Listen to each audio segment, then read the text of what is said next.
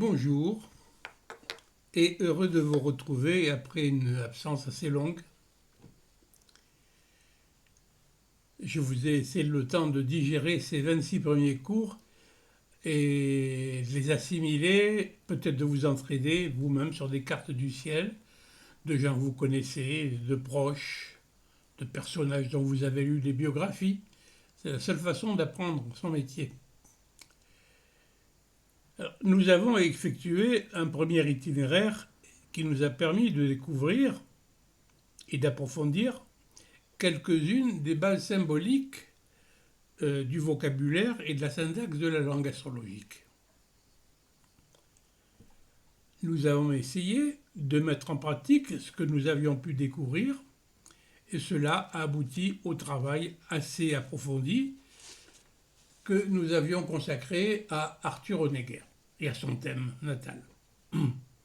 Travail que j'avais mené sous la conduite de Madame Claire Sant'Agostini, une de mes aspiratrices, étant donné la clarté et la logique dans ses démonstrations, fort bienvenues dans un domaine où le jargon, pseudo-inspiré, le dispute très souvent à l'absconnerie.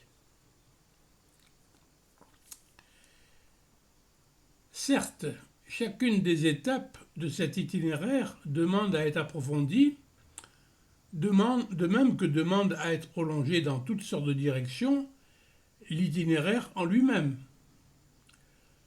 La langue astrologique recouvrant tout le champ de l'existence humaine, grâce à l'universalité absolue des archétypes qu'elle met en œuvre, il est clair que nous n'arriverons pas à tout dire, à tout démontrer, à tout comprendre dans le cadre de la vulgarisation que j'ai entreprise, quels que soient les efforts que nous puissions consentir pour mettre en lumière les corrélations possibles que nous pouvons établir entre elles, l'astrologie, et toutes les autres disciplines qui ont pour objet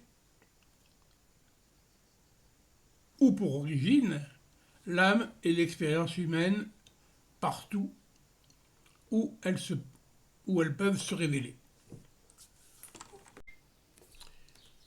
Psychologie, philosophie,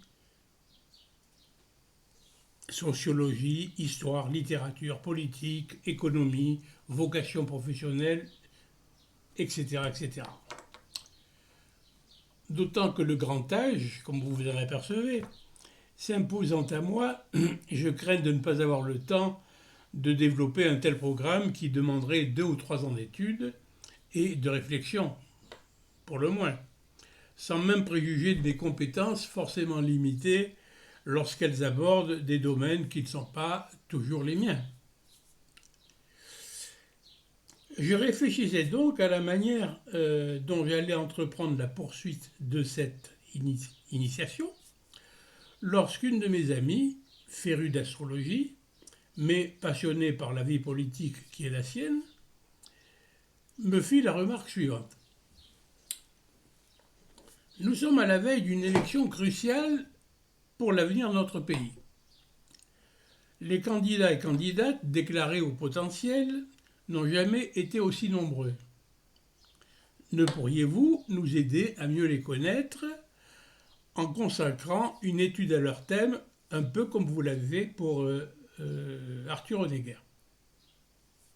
Je ne vous demande ni d'évaluer leur programme, de toute façon ils le trahiront, ni de nous désigner le ou la futur vainqueur, même si vous en avez quelque idée.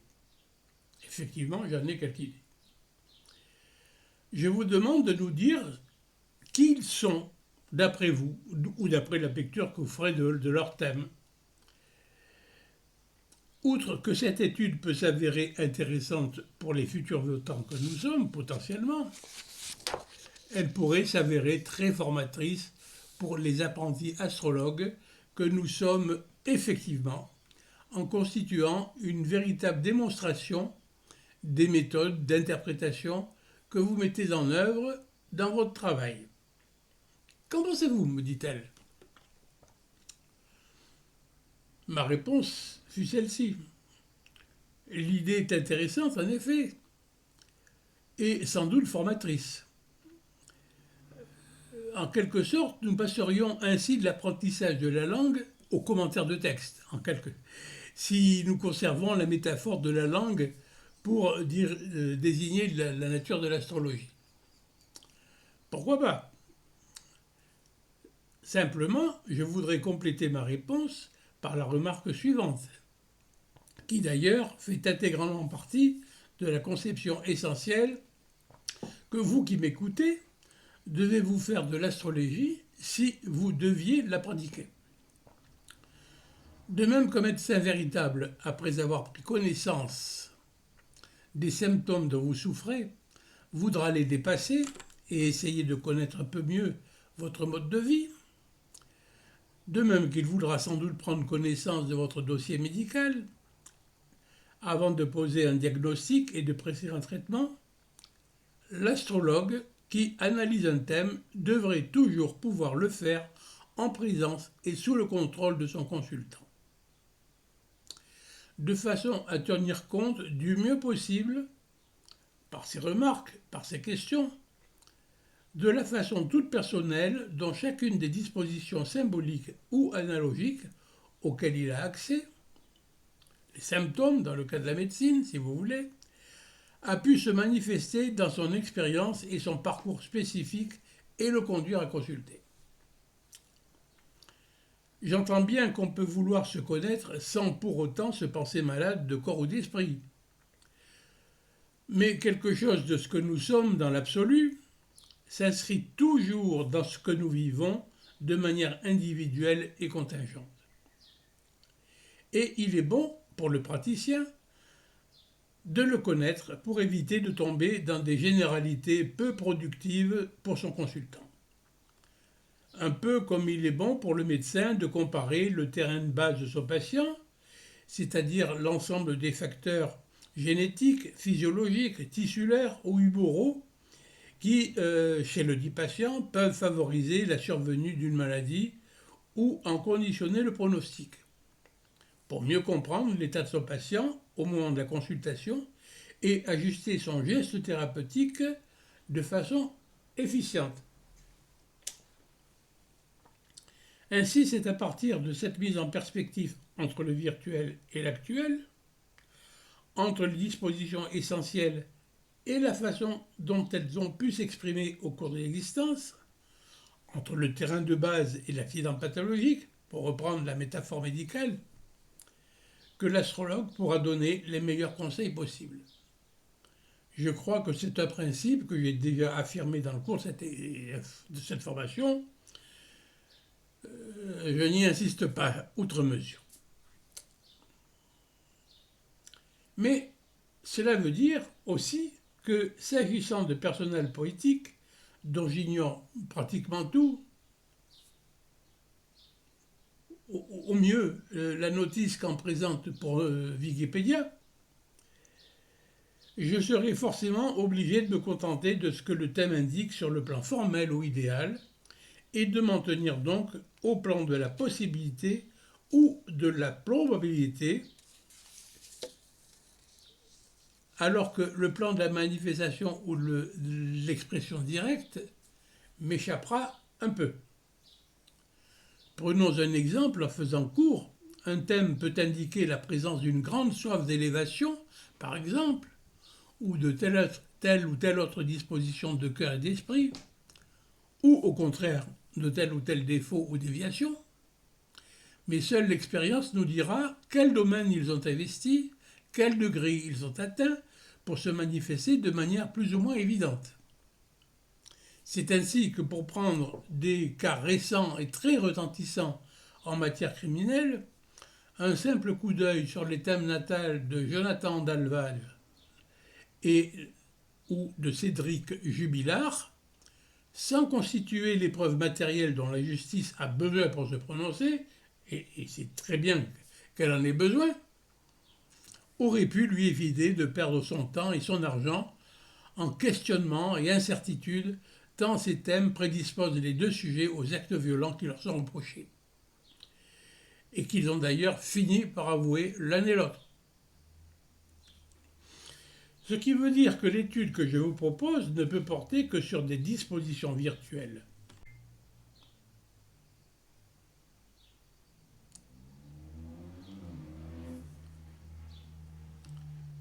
Je disais donc ce qui veut dire que l'étude que je vous propose ne peut porter que sur des dispositions virtuelles.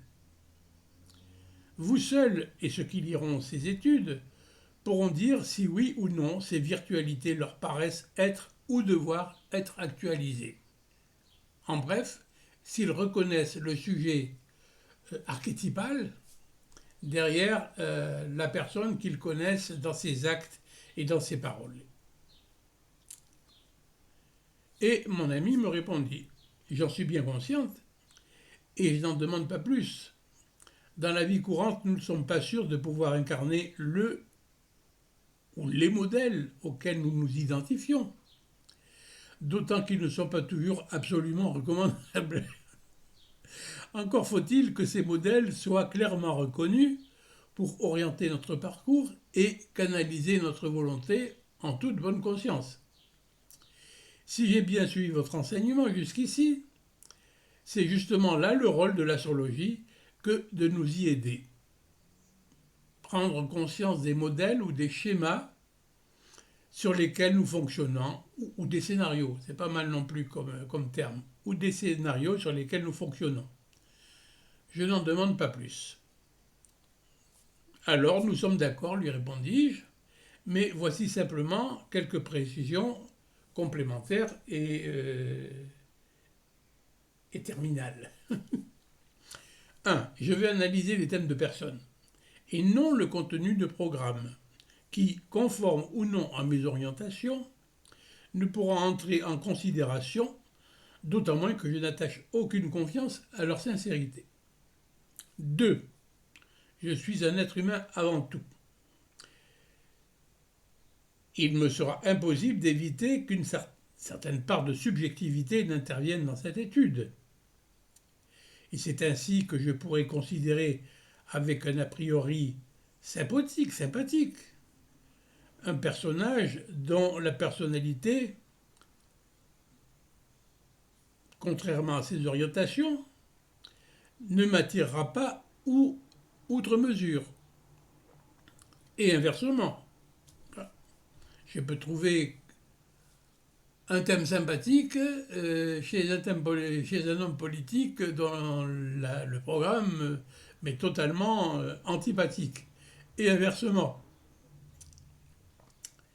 Si vous préférez, j'aborderai ce travail du seul point de vue de ma fonction pensée, en essayant, pour reprendre la terminologie jungienne, en essayant de tenir ma fonction sentiment à l'écart. Mais je ne suis pas sûr que celle-ci, par quelques fissures, ne s'introduise dans mon raisonnement, comme s'en indignait Paul VI lorsqu'il dénonçait ces fumées de Satan qui s'étaient introduites dans l'Église, sans prendre conscience que c'est lui surtout, qui leur avait ménagé les fissures nécessaires, à cause de ses positions par rapport à Vatican II. Bon. Troisièmement, je pense malgré tout être en mesure, sauf en certains cas tout à fait particuliers, de garder une certaine neutralité vis-à-vis de chacun des personnages choisis, du simple fait que mes convictions politiques ont été, sont et seront toujours légitimistes. À l'exact opposé du jeu de cirque démocratique démagogique, qu'on nous impose aujourd'hui et dont nous risquons de mourir. Je m'en expliquerai bien volontiers si on le jugeait nécessaire, mais ailleurs que dans le cadre de ces cours. J'ai choisi une liste, pour le moment, de 12 présidentiables déclarées ou non, que j'aborderai par ordre alphabétique, à charge d'en ajouter d'autres s'ils se déclaraient d'ici la publication complète de cette étude. Déjà, l'information ayant circulé parmi le réseau de mes consultants, abonnés, lecteurs et amis, 2 d'entre eux m'ont adressé un courriel avec ces simples mots « Et Hollande et Villepin, ils ne se trouvent effectivement pas dans ma liste. Tout simplement parce qu'ils ne se sont pas, ou pas encore, déclarés de manière officielle, en tous les cas à ma connaissance. Je ne manquerai pas je ne manquerai pas de me pencher sur leur thème natal si leur candidature devait se préciser. J'espère que nous sommes d'accord sur ces différents points, auquel cas nous pouvons commencer à aborder ce que j'ai exploré, les thèmes que j'ai explorés et que j'ai appelé mon trombinoscope astrologique. Le premier des personnages par ordre alphabétique auquel je vais prêter attention est M. Gabriel Attal.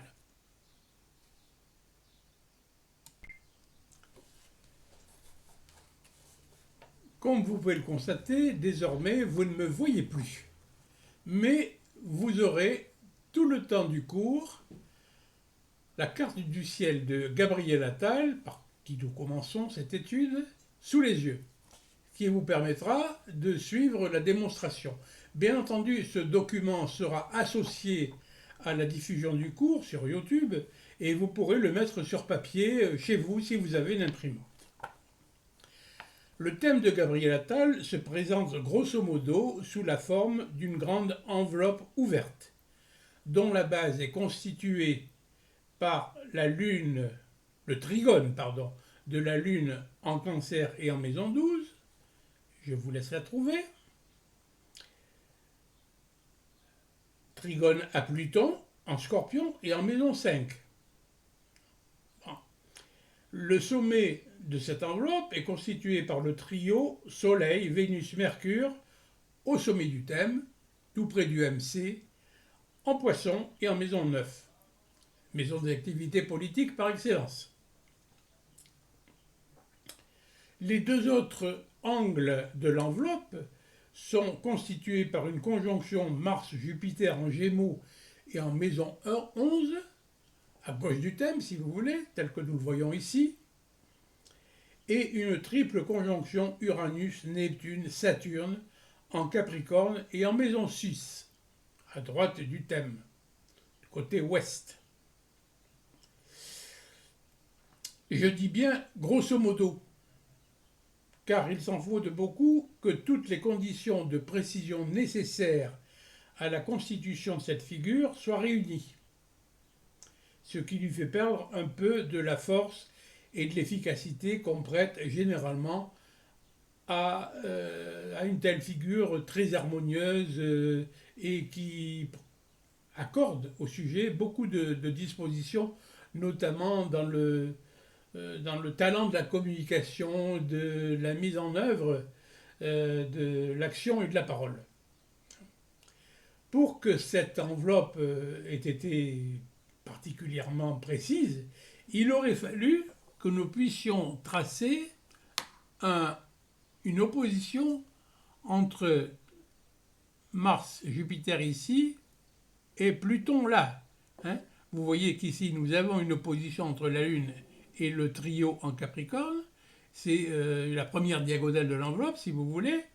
Mais la deuxième diagonale de l'enveloppe n'existe pas parce que Pluton est trop excentré par rapport aux positions de Mars et Jupiter. Donc c'est une enveloppe un peu bancale. Voilà. Ça n'empêche pas de vivre. Bon, je continue. Remarquons l'importance écrasante des signes d'eau. 6 corps célestes sur 10 sont en signe d'eau. Le Soleil, Vénus, Mercure en Poisson, Pluton en Scorpion, l'ascendant et la Lune dans le signe du Cancer. Les valeurs d'eau mettent en exergue la sensibilité, l'imagination, la réceptivité et la plasticité. Elles indiquent une tendance à réagir d'abord de façon subjective aux événements, en fonction des impressions immédiates, profondément ressenties. Ce qui peut nuire, bien entendu, à une approche objective des problèmes. D'où le côté trop impressionnable, influençable, qu'on peut quelquefois regretter chez les sujets qui en sont fortement marqués.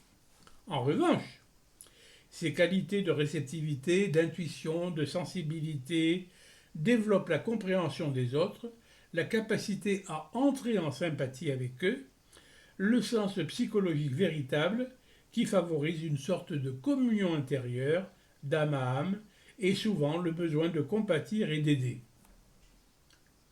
Dans le cas où le thème est bien vécu, c'est-à-dire vécu par une conscience particulièrement bien soucieuse du bien et du mal. N'oublions pas que le thème ne nous donne pas, ne nous indique pas le niveau auquel il est vécu, le niveau moral et spirituel auquel la personne qui le vit a accédé. Parce que dans certains cas, toutes ces qualités, et suivant le niveau moral de l'intéressé, lui permettent d'influencer, voire de manipuler les autres parce qu'il ressent particulièrement leurs points faibles, leurs défauts, leurs failles, et il les utilise. Je ne préjugerai pas de ce qu'en fait M. Gabriel Attal. Remarquons ensuite l'importance de ce que j'appelle les valeurs 6-12. Je m'explique. En parlant de valeurs 6-12, je fais allusion aussi bien à l'axe Vierge-Poisson, 6e et 12e signe, qu'à l'axe des maisons 6-12, qui lui est analogique. Dans les deux cas, la valorisation de ces axes met l'accent sur la notion d'épreuve, de limitation, quelquefois d'exil, d'emprisonnement ou de maladie. Quelquefois aussi, elle introduit une notion sacrificielle. Le sujet se sacrifie à son devoir, par exemple. On remarquera donc cette valorisation aussi bien chez le malade que chez le médecin. L'un est emprisonné dans sa maladie, l'autre s'emprisonne avec son malade dans un lieu de souffrance pour le guérir. Chez le prisonnier que chez le geôlier, chez le mystique et le saint que chez le débauché et le pervers. Tous ces personnages-là sont emprisonnés dans un univers particulier dont ils essaieront de repousser les limites. Tout est question de limites intérieures ou extérieures, acceptées ou refusées, à dépasser verticalement ou à fuir, voire à transgresser horizontalement. Si on cherche une illustration remarquable des valeurs de l'axe 6-12 sous l'angle positif, on pourra utilement se reporter au thème de Louis XVI, 23-8-1754, 6h26, Versailles, mort en martyr dans des conditions que l'on sait, ou encore à celui de Charles de Foucault, d'Antonio Gaudí, dont on parle beaucoup actuellement, ou de Marthe Robin. Chez tous ces personnages, on atteint aux plus hautes dimensions sacrificielles, inséparables de ces valeurs 6-12, ce qui ne semble pas devoir être le cas de notre jeune et sémillant candidat, même s'il a eu un grand-père se dépassant brillamment au service de la pédiatrie, travaillant dans des lieux de souffrance, semble-t-il. Remarquons aussi l'importance déterminante de la Lune. Réceptivité, émotivité, imagination, besoin premier, maîtresse de l'ascendant, regardez le thème, est placée sur l'ascendant, au-dessus de l'ascendant, c'est-à-dire du côté de la maison 12, secteur des plus éprouvants en général. Si on remarque en plus les accords de cette lune en maison 12 avec le pôle Poisson, qui est le 12e signe, comme vous le savez,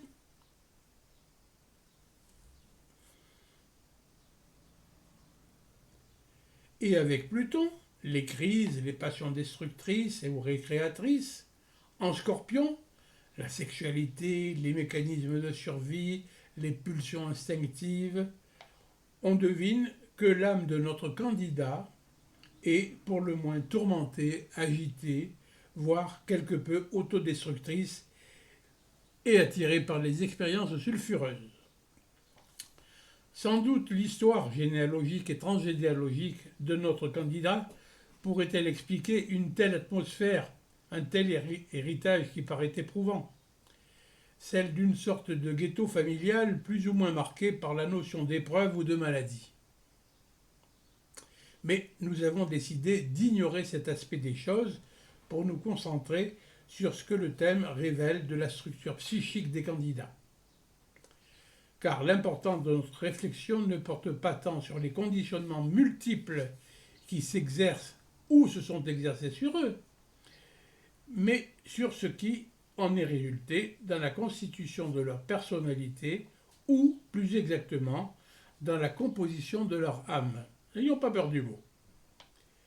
Par ce travail, nous cherchons à comprendre ce que, librement et consciemment, chacun d'eux peut faire de son propre héritage pour s'accomplir, pour donner un sens à sa vie, et, s'agissant de personnages politiques prétendant à assumer les responsabilités suprêmes, pour servir le bien commun. Car il ne faut pas oublier que le bien commun, c'est la tâche majeure de n'importe quel homme ou femme politique, au-delà de toute autre forme d'ambition.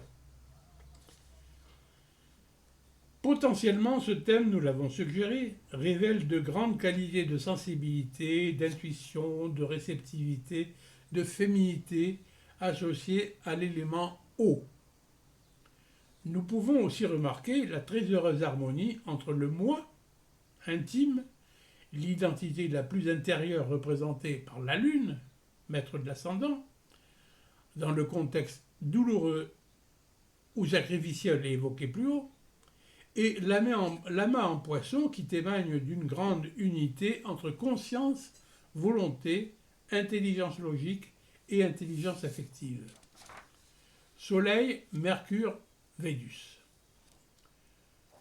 À n'en pas douter, cette harmonie apporte à notre candidat une grande unité intérieure, un accord parfait entre ses besoins profonds tels qu'il les ressent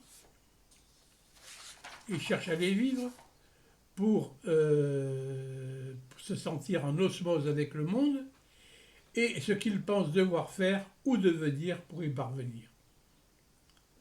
La Lune, c'est ce que je suis à l'état brut. Le Soleil, c'est ce que je cherche à réaliser et à être. Cela se produit à chaque fois que le pôle le plus régressif,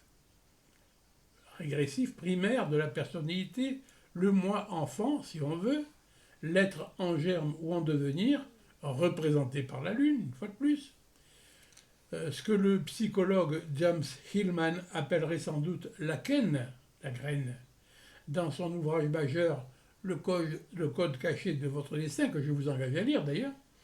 À chaque fois donc que ce moi primaire est global, donc, est en accord et en harmonie avec le pôle le plus élaboré, le Soleil, centre actif de la conscience par lequel l'être agissant et décidant s'efforcera de réaliser toutes ces virtualités dans une création personnelle originale.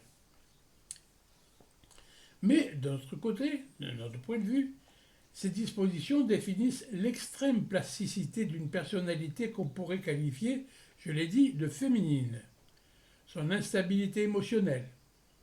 Elles peuvent compromettre toute forme de relation et de réalisation solide, aussi bien sur le plan affectif que sur le plan des idées, car elles dépendent de l'humeur, du climat ou des pressions ou des sympathies et antipathies du moment.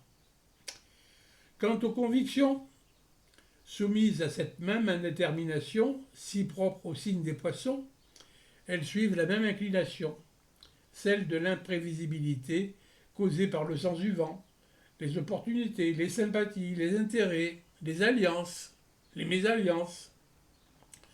On condamne fermement telle partie un jour, on s'allie à lui le lendemain. Exemple, on a vu Gabriel Attal dénoncer clairement et vivement LFI au premier tour d'une consultation nationale et appeler à voter pour LFI au deuxième tour pour conserver quelques sièges à l'Assemblée nationale. Si ça c'est pas poisson, bon je veux bien savoir ce que c'est.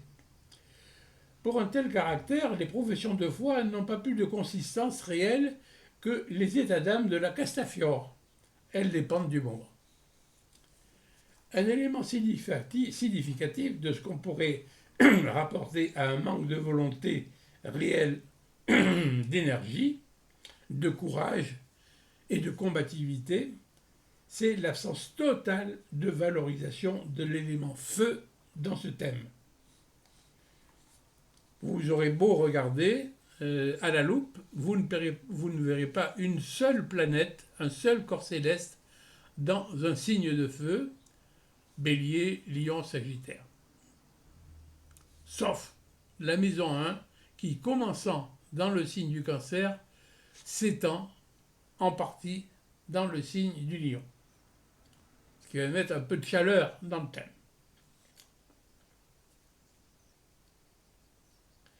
Comment tracer un chemin singulier, accomplir une œuvre personnelle, s'affirmer, s'imposer courageusement dans un monde aussi conflictuel que le nôtre, et singulièrement dans le monde politique, quand on manque de feu? Voilà une question qu'elle est bonne, aurait remarqué le regretté Coluche. On ne peut donc que s'adapter, suivre la pente la plus favorable et laisser à l'autre, le cours des événements, le parti ou l'idéologie par exemple, le soin d'imposer ou de tracer la voie à suivre. Ne jamais oublier, même s'il y a quelques données compensatoires dans le thème, que les poissons sont le signe aboulique. L'aboulie, c'est le manque de volonté. Par excellence, celui où les facteurs de décision viennent toujours des pressions extérieures auxquelles on cherche à s'adapter ou qu'on cherche à éviter, et jamais de l'intérieur, qui reste souvent, sinon en état de grande confusion, du moins en celui de totale indécision et non-engagement. C'est pourquoi les poissons font les grands mystiques ou les grands artistes, ceux qui n'agissent que parce qu'ils entendent un appel ou subissent un élan qui, venant de plus loin ou de plus haut, les submerge. Je donnais souvent à mes élèves l'exemple de Frédéric Chopin, poisson d'anthologie, qui pouvait passer un après-midi entier à hésiter entre plusieurs paires de gants de nuances de blanc différentes. Il ne cherche pas à choisir entre le blanc, le rouge et le vert. Il choisissait simplement quelle était la nuance de blanc qui lui plaisait le plus. Et il mettait un après-midi complet pour la choisir. Bon. J'évoquais plus haut les relations Lune-Pluton. Fort contraire au sens même de la vie. Elles participent d'une âme inquiète, tourmentée, suspicieuse, jalouse, qui, au-delà de la vie affective et personnelle, doit faire merveille dans les intrigues de couloir ou d'alcôve, puisque reliant la maison 12, la vie cachée, à la maison 5, les passions, les amours, mais aussi les créations. Cependant, le thème du sujet ne se limite pas à ces dispositions osmotiques, plastiques, passionnelles, quelquefois destructrices et autodestructrices, qui font les grands courtisans, les hommes de l'ombre ou les favorites appréciées. Deux autres points forts se détachent dans le thème. Un élément de forte concentration et autodiscipline absolue en vue d'atteindre à une position dominante, une sorte d'ambition irrépressible, surcompensation d'un moi qui se perçoit fragile, dépendant, enfantin, vulnérable. De ce dernier point de vue, le thème que nous étudions rappelle celui d'un homme qui se crut un essaim politique sans posséder les nerfs nécessaires pour l'accomplir. Je veux parler du fameux général Boulanger, à la fin du XIXe siècle, dont on se souviendra qu'il se suicida sur la tombe de sa maîtresse, alors que ses partisans le voyaient déjà à l'Élysée. Or, sa personnalité l'apparentait plus à la dame aux camélias de Dumas fils qu'au D'Artagnan mort sous les murs de Maastricht qui inspira Dumas père. Cette disposition, si dure, si exigeante, est constituée par la triple conjonction Saturne, Neptune, Uranus dans le signe du Capricorne et en maison 6. la maison du travail, du labeur quotidien, de la santé. On peut penser que Gabriel Attal est un bosseur. Ça, on ne peut pas le lui enlever. Le deuxième point fort révèle une réelle capacité de mobilisation dans le domaine du verbe et de la communication. Atout appréciable en un régime démocratique agonisant, soumis au règne de l'esbrouf, de l'affabulation et de l'arbitraire revendiqué, de la fausse rumeur, de la fausse nouvelle, et de l'argument qui ne tient aucun compte du sens du réel. Il s'agit là de la puissante conjonction Mars-Jupiter à la toute pointe des Gémeaux. Je vous l'ai montré tout à l'heure, tout point des Gémeaux. Et en maison 11, la maison des espoirs, des projets, des relations sociales, des idéaux. La tradition voit une grande force vitale de l'autorité, de la combativité, de la générosité dans le désir d'expansion qui anime cette configuration et qui pousse à vouloir réaliser de grandes entreprises, à donner sa pleine mesure dans des projets d'envergure. Sauf que dans le cas présent, ces qualités ne semblent devoir qualifier, ne semblent devoir servir que le verbe, la parole, le discours, la communication, le logos, comme me l'écrivait un jour le professeur Jean-Claude Péquer, car nous sommes dans le signe des Gémeaux. S'exerçant dans la maison 11, celle des espoirs, des projets, des soutiens, des amitiés, des aides de toutes sortes, des associations de cœur ou d'intérêt, des partis peut-être, ces dispositions me paraissent ne pouvoir se mobiliser qu'au service d'un propagandiste, d'un bonimenteur, diront les mauvaises langues, d'un marchand de rêves ou de grandes idées, ou d'un simple communicateur, style Emmanuel Macron, dont le thème rejoint celui de Gabriel Attal de ce côté-là. Mais pas d'un authentique homme d'action et de réalisation, puisque la conjonction tombe dans un signe d'air, et non pas d'un signe de feu, l'action, ou d'un signe de terre, la structuration et la réalisation. Je reprends le premier point. La triple conjonction Saturne-Uranus, Saturne-Neptune-Uranus en Capricorne et en maison 6. Et je vais en approfondir la portée générale. Je tenterai de la synthétiser en deux courants principaux et distincts. D'abord, les valeurs sèches, dominantes, qui caractérisent l'ensemble. Saturne, sec et froid. Uranus, chaud et sec. Je vous renvoie au cours sur les valeurs élémentales que je vous ai fait parmi les 26. Le Capricorne, froid et sec. Là, c'est le sec qui s'impose. Donc, ces dispositions évoquent une sorte de passionné à froid aux ambitions impérieuses, un caractère très secondaire, concentré sur des objectifs au-delà de toute mesure, et certainement un homme organisé. L'autre dimension repose sur la mise en œuvre des valeurs froides. Neptune, Saturne et le Capricorne sont froids, et ils évoquent la mise à distance, la réflexion, la prudence, la réserve, quelquefois le statisme. Quant au côté humide de Neptune, très minoritaire, il apporte l'aisance, la conciliation, la souplesse d'adaptation, la sociabilité, rejoignant ainsi certaines des dispositions ci-dessus décrites à travers le Cancer et les Poissons. Reste le chaud d'Uranus, qui, par sa raideur idéologique, apporte à cet ensemble, surtout accompagné du froid Saturne, un peu de cette structure vertébrale, de cette passion qui lui manque. Il est intéressant à présent de remarquer que la conjonction Saturne-Neptune,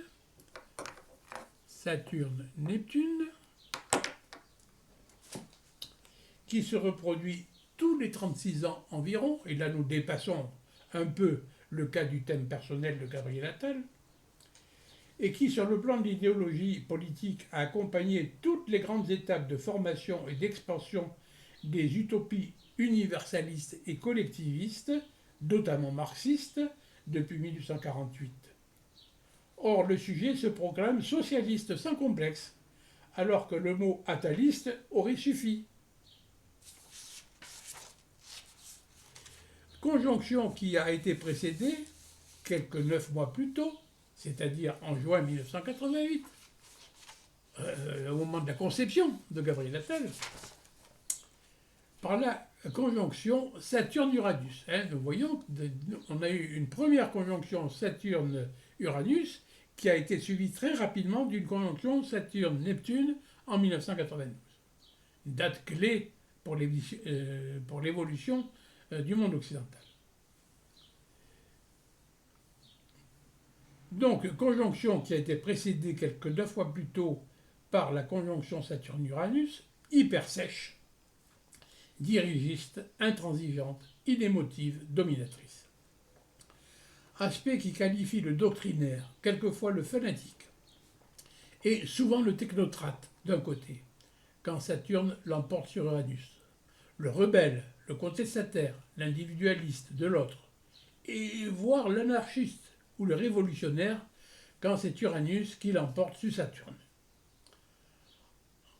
Peut-être doit-on voir dans cette conjonction la marque des relations qui se sont instituées entre Gabriel Attal et Emmanuel Macron, comment Gabriel Attal a détruit le terre, en tous les cas a voulu détruire le père, Saturne, en s'émancipant de sa tutelle, Uranus, et en se déclarant contre lui. Encore une ambiguïté constitutive qui n'est pas pour déplaire à une nature aussi duelle, aussi multiple que celle des poissons, pour ne rien dire de celle des Gémeaux, que nous avons évoquée plus haut, qui elle aussi se prête beaucoup à toutes sortes de dualités. Si bien que nous avons affaire dans le fond à deux configurations antinomiques, d'un côté Saturne-Uranus et sa bivalence partagée entre rigidité infaillible et tension explosive latente, avec un point commun du côté de l'intransigeance et de l'autoritarisme tyrannique, le dictateur, et ou le contestataire dans la même enveloppe charnelle. Il faut le faire. De l'autre, la conjonction Saturne-Neptune, dont je viens d'évoquer les tendances pessimistes, compassionnelles, universalistes, utopistes, socialistes. C'est alors le militant socialiste, bien sûr, universaliste, mondialiste qui s'impose. Vous voyez que Gabriel Attal a non pas plusieurs casquettes, mais il a plusieurs coups à tirer de différentes armes différentes. Bon. Ce qu'il faut absolument prendre en considération, c'est que ces deux ou trois personnages qui paraissent si différents et qui cohabitent ont en commun une vision totalement étrangère à la réalité objective des situations et des êtres parce qu'elle n'est appréhendée qu'au travers des prismes déformants de l'idéologie ou d'une série d'idéologies. Ils ne sont que les modèles que la pression du temps et du milieu, ce que les Allemands appellent la Weltanschauung, ce que nous appelons l'idéologie dominante, finit par imposer au jeu individuel jusqu'à l'absorber entièrement et le faire disparaître sous la peau du militant, du technocrate, du kamikaze ou du fou d'Allah. N'oublions pas que Gabriel Attal, né en mars 89, quelques mois avant la chute du mur de Berlin, alors que la partition Est-Ouest, monde capitaliste, monde collectiviste, qui maintenait un fragile équilibre entre les deux grands systèmes idéologiques mondiaux depuis 1945, arrive à bout de souffle et va s'effondrer pour donner naissance à un nouveau duel idéologique et géopolitique, mondialiste, apatride et diversitaire d'un côté, national et enraciné de l'autre. D'ailleurs, le traité de Maastricht, signé moins de 3 ans plus tard, avec sa conjonction Uranus-Neptune en Capricorne, qui vient recouper celle du thème du charmant Gabriel, constitue la première étape décisive de l'entreprise de liquidation de la nation France au profit de l'hydre européiste technocratique, maçonnique et à terme mondialiste qui a séduit toutes les têtes pensantes de notre élite politique. Entreprise à laquelle participe peu ou prou la majorité de ce que nous appelons par antiphrase ce que je viens d'appeler élite politique nationale, dont le charmant Gabriel of course, comme dirait Macron. En fait, l'ensemble des dispositions ainsi décrites et qui relèvent de la maison 6, celle-là, le labeur, le travail, l'œuvre à accomplir,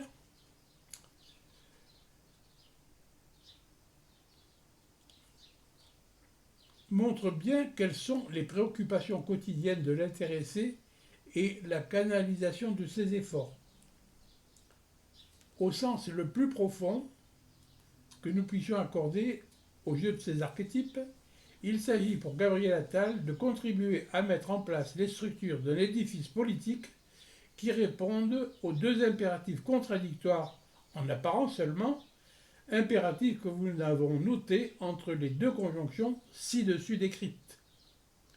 Le messianisme, l'universalisme utopique quasi-religieux d'un côté, de l'autre, l'unification politique, économique et technocratique de la planète sous le joug d'un gouvernement mondial ne tolérant aucune forme quelconque d'identité séparée. La première étape de ce programme fut le traité de Rome en 1957, avec la mise en place de la CECA. La deuxième, qui permit à la pieuvre pluto-technocratique de mieux étouffer les nations et la voix des peuples, fut celle du traité de Maastricht en 1992, la troisième et dernière en date, mais peut-être pas la dernière, et celle du traité de Lisbonne en 2007, qui méprisa superbement le rejet de la Constitution européenne par le peuple français lors du référendum de 2005, dont elle reprit tous les éléments nocifs. 3 étapes nous dépouillant intégralement des pouvoirs régaliens liés à la souveraineté. Et c'est en servant ce projet que, consciemment ou non, le sujet, Gabriel Attal, entend s'accomplir et réaliser son potentiel astrologique. J'espère que vous suivez, je ne vais pas trop vite. Vous pourrez réécouter autant que vous le voulez. Remarquons maintenant que ces dispositions propres à la maison 6, la maison du travail, du labeur quotidien, sont entièrement orientées vers les valeurs universalistes des poissons en maison 9, celles des activités philosophiques, des prises de position philosophiques, morales, religieuses et politiques d'un sujet. Il y a effectivement un sextile entre la conjonction Uranus-Neptune-Saturne et Mercure en Poisson, et dans le cadre d'une astrologie globale telle que je la pratique, on peut dire que l'amas de 3 planètes du Capricorne est en appui, en soutien de l'amas de 3 planètes dans le signe du Poisson.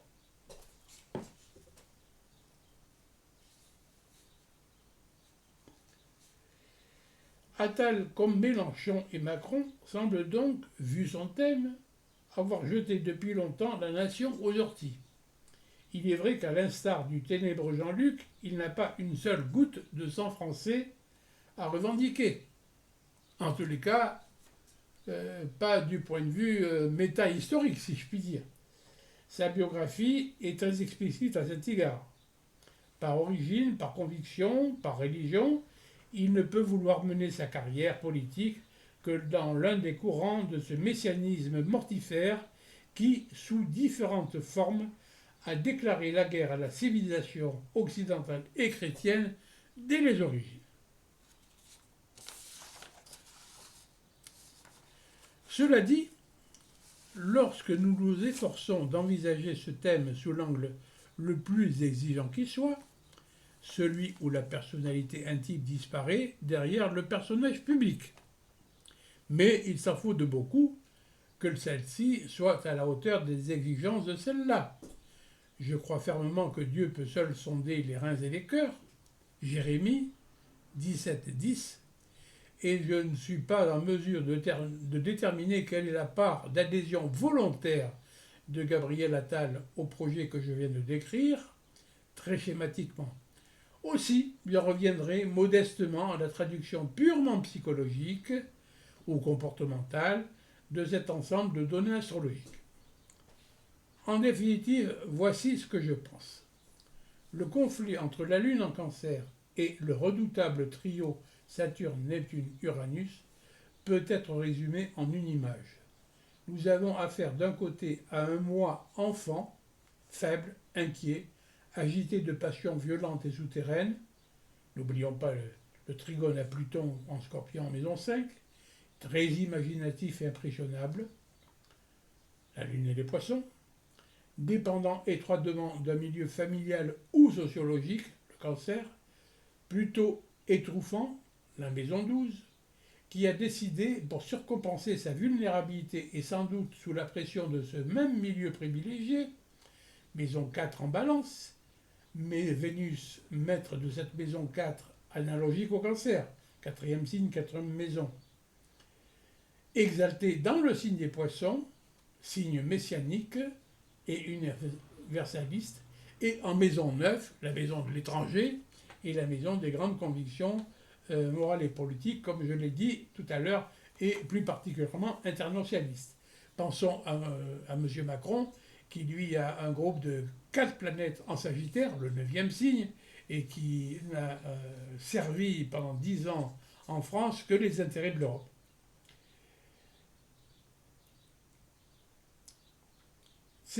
Voilà le schéma directif d'origine, si vous voulez.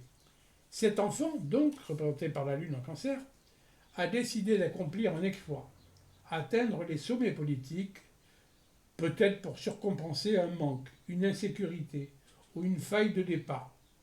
On penserait à Tintin, décidant d'affronter les pentes abruptes du Tibet, ou, si l'on se sent l'âme poétique et philosophique, on pourra convoquer Jason, parti conquérir la toison d'or, Thésée, s'attaquant au Minotaure, Siegfried, arrachant l'anneau d'or au Nibelungen, ou encore, plus prosaïquement, Icare à l'assaut du ciel, avec le résultat que l'on sait. Mais quels moyens se donner pour parvenir à ce but? Si l'on accepte que le défi de ce thème de présidentiable soit tel que je le comprends, on s'aperçoit que dans cette grande figure d'enveloppe ouverte, sur laquelle j'ai attiré l'attention dès le départ, toutes les autres configurations concourent à résoudre le conflit et surtout l'enjeu de départ. Atteindre les sommets grâce à toute une série de trigones et de sextiles se confortant les uns les autres. Comme vous le remarquez dans le thème, les seules figures de tension, c'est l'opposition de la Lune à Uranus, Neptune, Pluton.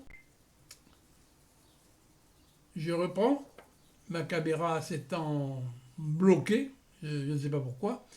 Donc les seules figures de tension dans ce thème sont constituées par l'opposition entre la Lune et Saturne, Neptune, Uranus, et par le carré, ça c'est dynamique, un carré, entre la conjonction Saturne-Neptune, très étroite d'ailleurs, et simplement le milieu du ciel en bélier.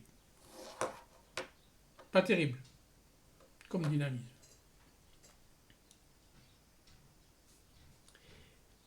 Il s'agit là de ce qu'un de mes très anciens maîtres appelait les échappatoires du thème, cette série de trigones et de sextiles.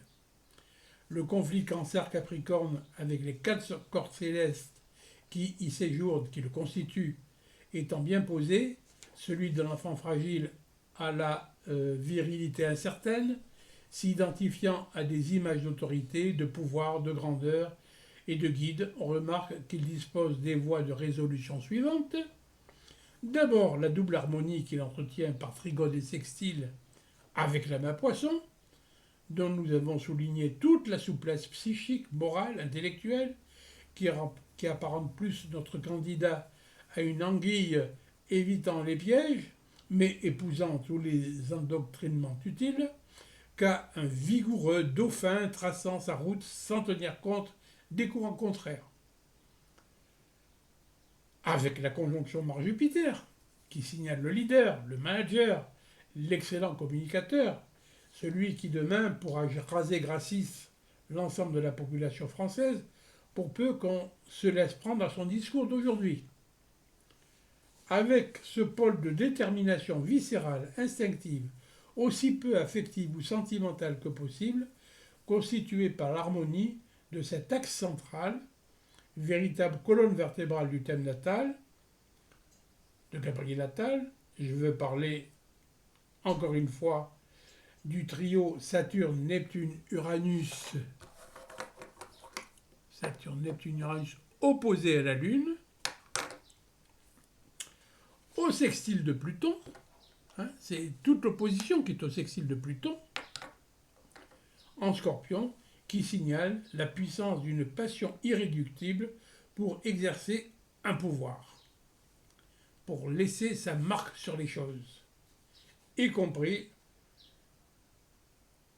son pouvoir de vie ou de mort dans l'absolu.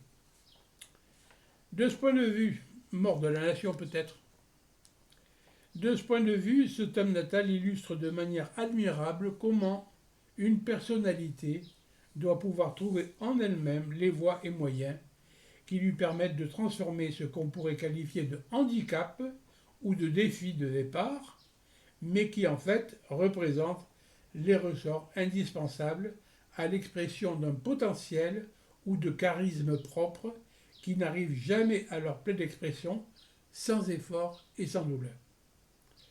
À n'en pas douter, Gabriel Attal a su cerner ses faiblesses, les exploiter et en faire une source d'accomplissement par les moyens que j'ai tenté de décrire.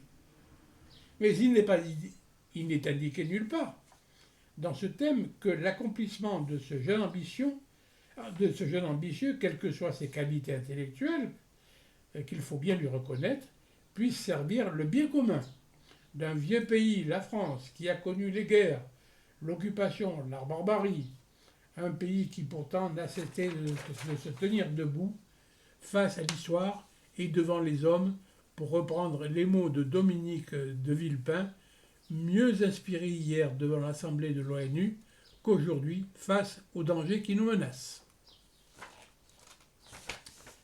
Thème très structuré donc, un peu bancal quand même, offrant de nombreuses possibilités d'accomplissement social et professionnel à travers la mise en œuvre d'évidentes qualités sur de nombreux pans, mais ces qualités sont-elles celles qui permettent de guider notre pays d'une main ferme et sûre pour traverser les orages qui l'attendent sur le chemin de son éventuel redressement? Je n'y crois pas une seconde. Ce qui n'empêche que, s'appuyant sur cette étude, s'il le souhaite, chacun devrait disposer de quelques éléments de réponse à cette question en 2027. Alors, je vous remercie vivement d'avoir eu la patience de m'écouter pour ce premier portrait de mon trombinoscope politique.